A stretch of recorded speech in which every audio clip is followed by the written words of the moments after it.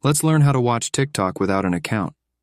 If you want to watch TikTok without being logged into an account but don't know how, you don't need to worry anymore.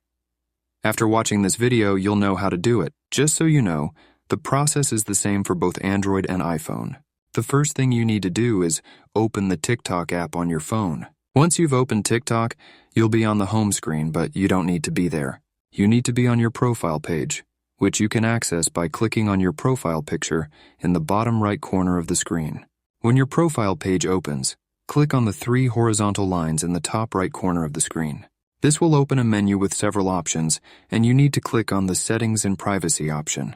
Once you've clicked on this option, a page with many options will open. On this page, you need to scroll all the way down to find the option you need. Once you've scrolled down, click on the Log Out option.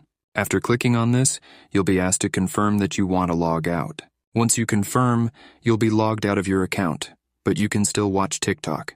As you can see, when you click on the profile option in the bottom right, it will show that you're not logged in. However, when you're not logged in, you can't like, comment, or do other things. So, thanks for watching. See you in the next video.